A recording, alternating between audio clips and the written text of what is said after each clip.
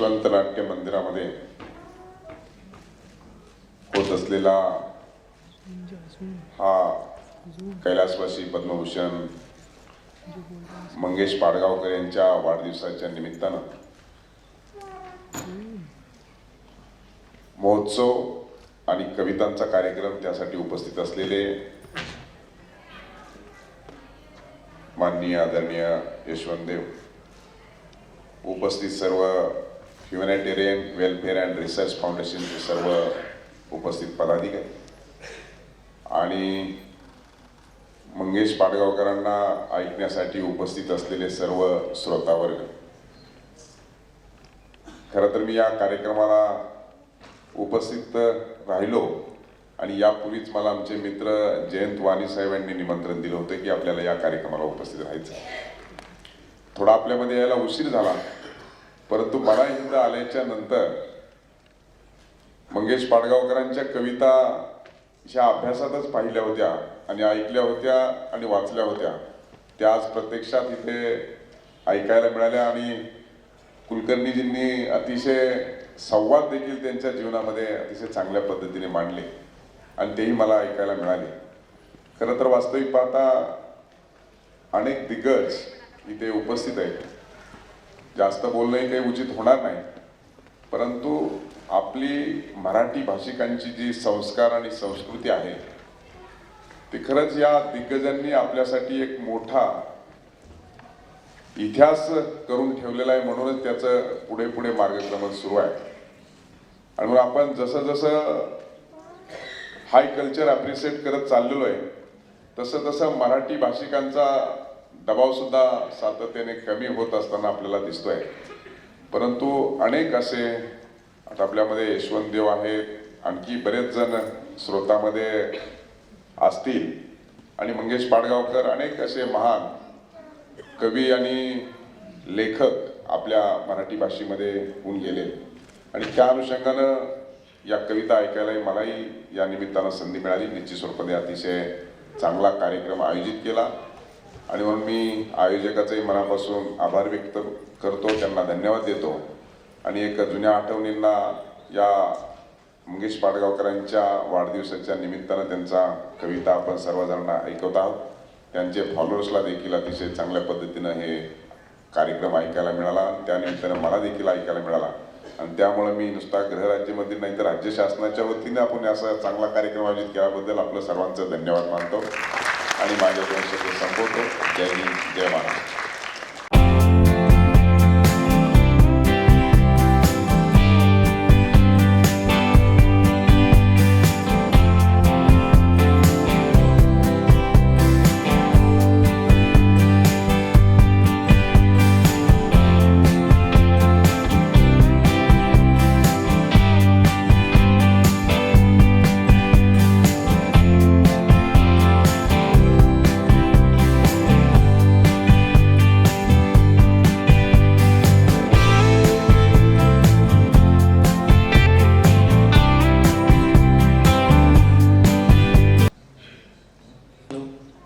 Hello, ऐकू येत आहे? हो म्हणा, कारण आणखी मोठ्याने मला बोलता येणार. आज आवाज बसलेला आहे, मी पण बसलेलो आहे.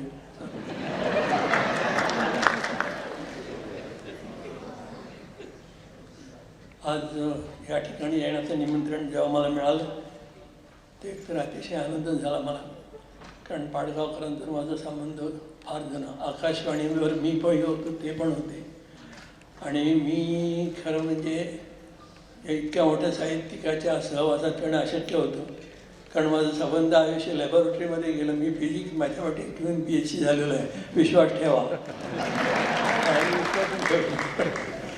आणि इतकं असूनही केवळ ओढ पाडगावकरांच्या शब्दांची आणि मला असं वाटतं की त्यांच्या शब्दांना आपण चाल लावावी जमलं तर. पण जमण्याचा प्रसंग त्यांनीच आणला, कारण अगदी सुरुवातीला 1950चा असेल, पाडगावकर जेव्हा याच्यामध्ये अमेरिकन एक्सप्रेसमध्ये काम करत होते त्यावेळेपासून त्यांचा माझा संबंध आहे आणि त्यांनी मला अगदी सुरुवातीलाच म्हणाले ही संगीतिका तुम्हाला दिलेली आहे, त्याने लिहिलेली. त्या संगीतिकेचं नाव राधा आणि ह्या संगीतिकेला तुम्ही 30 मिनिटाचा अवधी आहे सगळा मिळून 5-6 गाणी तुम्ही चालला व्हा. ते पाटगावकरांनी माझ्यावरच पहिल्यांदा बॉम्ब टाकले. एवढं 30 मिनिटाची गाणी मी पहिल्यांदा करणार.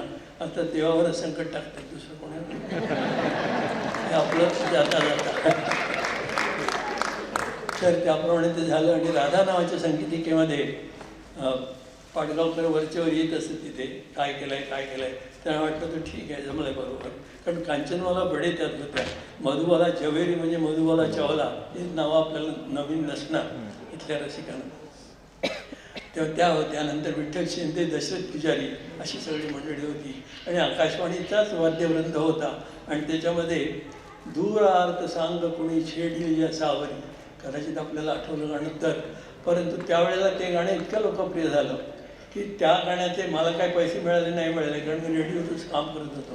आणि रेडिओमध्ये जे काही पगार मिळतो ते पगार काय मिळत नाही. ओके म्हणतात, छान. तर आपण ओके म्हणायचं असतं. तिथलं रेडिओतलं एकंदर काम म्हणजे टेम्पररीली परमनंटली टेम्पररी. तुम्हाला नेहमी वरच्या एक महिन्याला आमचं कॉन्ट्रॅक्ट असतं. आणि या कॉन्ट्रॅक्टमध्ये तुम्ही जर बरं काम केलं तर कॉन्ट्रॅक्ट पुढे सुरू नाही तर 0. तर असं सगळं आमचं त्यावेळेस मला वाटतं ते एका दृष्टीने बरं होतं की सारखं वरिष्ठांचं ते लक्षात हा काम नीट करतो की नाही. तर मी काम नीट केलं होतं. आणि दूर अर्थ सांगतो कोणी छेडली असावरी हे गीत पुष्कळ ठिकाणी गाजलं. मी गाजलं का म्हणतो, हल्ली नाही हिंमत होत. कारण हल्ली रेडिओ ऐकतच नाहीत कोणी. त्याच्या कोणी फ्लॉवर पॉट ठेवतात, कोणी काय करतात काय करतात. ऐकलंच नाही, काढतात. ज्याला खरं म्हणजे चांगलं आहे ते आपली पुढे चाललेली. महाराष्ट्रामध्ये सुद्धा टी व्ही पुढे आल्यानंतर आणखी काय काय बरेच गोष्टी आहेत. पण छान आहे सगळं ते. आणि अशी इंजिनिअरिंग टेक्नॉलॉजी हायर आहे, त्याला नाकारण्याचं कारण नाही. कारण तेच आपला आजकाल रस्ता होणार आहे नक्कीच, किंवा ते टाळण्यात काही अर्थ नाही. तेव्हा ते त्याच्या साह्याने सगळीकडे गेलं. पण मला जी प्रसिद्धी मिळाली ती दूर अर्थ सांगा कोणीच्या गाण्यापेक्षा सुद्धा तुम्ही हे संबंध 30 मिनिटात कसं आटपलं याचं आम्हाला डेमॉन्स्ट्रेशन द्या. म्हणजे काय, आमच्या कार्यक्रमाला या. म्हणजे कार्यक्रम मी करणार, कार्यक्रम मी केला पण माझ्या इतर गाण्यांचा केला. आणि नंतर सांगितले की आता ह्याचं शेवटचं गीत आहे ते 30 मिनिटात आम्ही कसं संपवतो ते बघा. सगळे लोक अगदी वेळाला 30 मिनिटात संपवतात. खरं म्हणजे त्यात काही कठीण न. एक गाण्यात एक अंतर टाकायचं, जेवढं म्हणायचं नाही की 30 मिनिटं झाली आणि लोक टाळ्या वगैरे वा बरोबर ती रेडिओ ऑल इंडिया रेडिओ बरोबर. पण त्यामुळे बरं झालं की सगळं महाराष्ट्र मला त्यामुळे बघायला मिळाला. खरंच एका गाण्याने पाडगावकरांच्या एका सुरुवातीच्या गाण्याने हा नाही कुठे जमणार आपल्याला. नंतर मग तर पाडगावकर म्हणजे काय,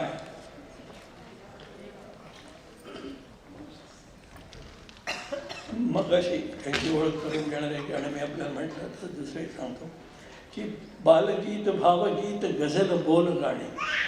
बालगीत काय काय दिले बघा तुम्ही. बालगीत, भावगीत, गझल, बोल गाणे, छंदमुक्त, व्यंगबद्ध असेही तराणे. तरल स्निग्ध भावांनी कुरवाळीत झाडी. मंगेश पाडगावकर हा सुभग चित्र काढे. खरंच फार. आणि त्यांची ती दिसते फार चांगली झाडी. कारण त्यावेळेस मला वाटतं रशियन एक हे होते काय नाव बरोबर पाठ आहे.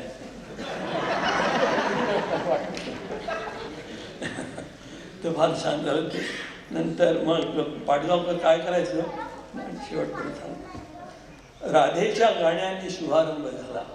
राधेच्या गाण्यांनी शुभारंभ झाला. हा कवीवर माझा दृढ मित्र बनून गेला. मागे उभा शब्देश, पुढे उभा शब्देश, या माझ्या सुरात रमला त्याचा आवेश. आणि पाडगावकरांनी केलं की आपल्याबरोबर आणखी 2 हे घेतले, कवी घेतले. त्यावेळेचे प्रसिद्ध, परंतु महाराष्ट्रामध्ये कवी लाईन महत्त्व होतं. गाणी त्यांच्याबरोबर होती, ती पाठ होती सगळ्यांची. परंतु नुसतं कवी संमेलनं सुद्धा ह्या ठिकाणी फार मोठी कामगिरी केलेली आहे.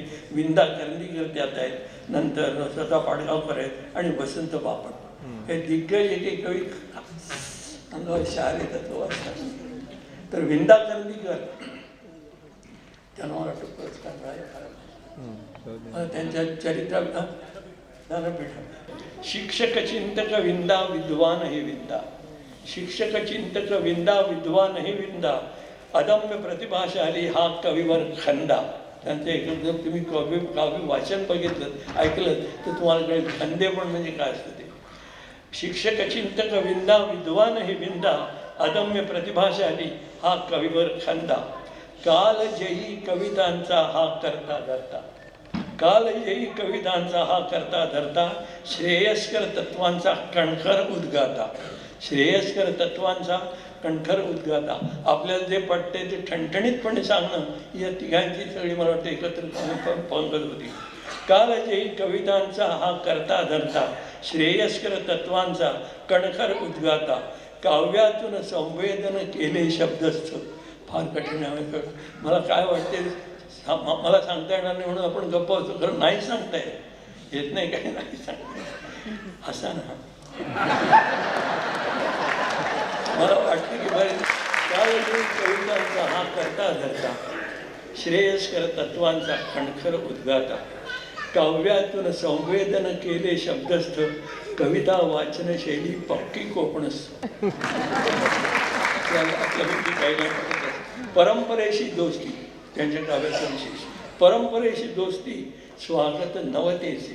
परंपरेशी दोस्ती स्वागत नवतेचे सूत्र असे हे त्यांच्या सगळ्या सृजनाचे. तिसरे कवी त्यांच्या वसंत पापड हे आणखी एक चमत्कार सगळा. अहो एकदा आकाशवाणी मला आठवते सांगता आयत्या वेळेला आठवत त्याला मी काय केलं की आमच्या एका संगीतिकेसाठी म्हणून आम्ही आकाशवाणीवर जेव्हा होतो तो बाहेर बिर्याण्याचं काहीतरी हॉटेल आहे. आता आहे की नाही माहीत नाही पण आहे असे. आणि तिथे आम्ही चहा घ्यायला बसलो होतो तर मी सरळ पाठकापर्यंतच कविता होती. मी तर म्हटलं अहो हे जर गाणं आहे ना हे गाणं ते असं न करता टाक टिकी टाक टिकी टाक असं करेल. थांब थांब कालच नाही तुम्हाला मी सगळे शब्द बदलून देतो. चहाच्या कामावर शब्द बदल काय कुठे काय फार बरं वाटतं सगळ्या बघून फार बरं वाटतं. तर वसंत बापट हे काय संत कवी पंत कवी तंत कवी झाले. हे तिन्हीचं मिश्रण म्हणजे वसंत बापट. संत कवी पंत कवी तंत कवी झाले. त्यांनी या भूमीला संस्कारित केले. संत कवी पंत कवी तंत कवी झाले. त्यांनी या भूमीला संस्कारित केले. संत पंत तंत तिन्ही शैलींचे स्वामी हे वसंत बापट तर कविराज हे नामी. जपले काव्यामधूनही संस्कृतीचे अंग. जपले काव्यामधूनही संस्कृतीचे अंग. भरभरून दाखविले सर्व सर्व रंग. जायाचे कवा तरी पटदिशी म्हटले. केव्हा तरी जायचंच आहे. जायाचे कवा तरी पटदिशी म्हटले. गगन सदन हे विषण्ण करून गेले. गगन सदन हे विषण्ण वेळ घेत नाही कारण बऱ्या मध्यंतरातून व्हायचं आहे असं म्हणतात. मी लक्षात ठेवतो बरोबर. तर आज या ठिकाणी आपण माझा सत्कार केला आणि मला एका कविता पंचकामध्ये कविता ही पंचक सगळी झाली. मला तुम्ही समय सामील करून घेतले याबद्दल खरोखर मनापासून धन्यवाद. मला नेहमीच काम असतं मला माहिती आहे. मी पुष्कळ वेळा केलेलं आहे पण आज त्यांनी हे काम महत्त्वाचं आहे असं समोर आलेलं आहे. आणि आज आणखी एक ज्ञानेश देव जो माझा पुतणे आहे त्याला हे कुठेतरी रेकॉर्डिंग होतं. हा मराठी बाणामध्ये असतो वगैरे वगैरे बराच स्वतः गिटार वगैरे वाजवतो पण आज त्याचा वेळ काढून तो माझ्याकडे आलेला आहे. शेवटी काका आणि पुतण्याचं नातं राघवदासापासून काका मला वाचतो असं म्हणतो तो मी त्याला म्हणतो पुतणे आता मला वाचतो.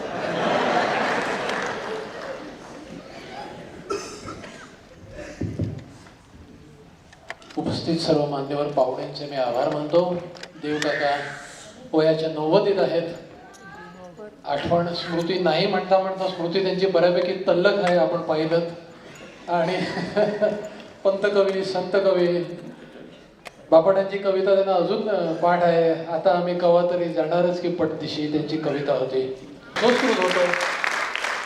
देवकाका माझ्या अंदाजाप्रमाणे त्यांच्या वयाचा अंदाज घेता पूर्ण वेळ बसू शकणार नाहीत पण शिंदे साहेब आपण पूर्ण वेळ बसावा आपल्याला मी विनंती करतो. कार्यक्रमाचं मध्यंतर होत आहे, केवळ 5च मिनिटात वेळ जाऊ नये म्हणून आपण एक मध्यंतर घेतोय आणि त्यानंतर आपण उर्वरित कार्यक्रम पुढे कंटिन्यू करतोय.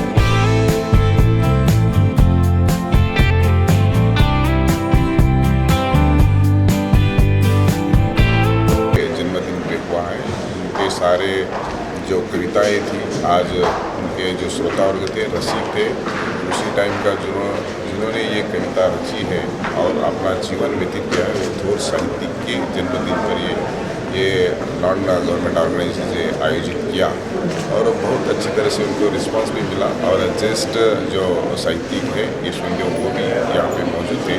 निश्चित तौर पे मैं भी यहाँ आया, मुझे भी बहुत अच्छा लगा कि मैंने जब वो कॉलेज और हाई स्कूल जीवन में जो कविताएँ पढ़ी थी लिखी थी और उस टाइम का मुझे ये आनंद आज मिला. निश्चित तौर पे वो बहुत बड़े साहित्यिक होने के कारण ये महाराष्ट्र का अभिमान और स्वाभिमान बनाया और उस बार फिर एक बार इस दिन का बात दोहराया और वो NGO ने खास करके ये अच्छा काम किया. थँक्यू.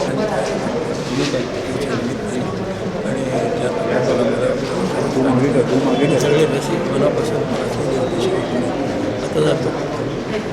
Okay, thank you.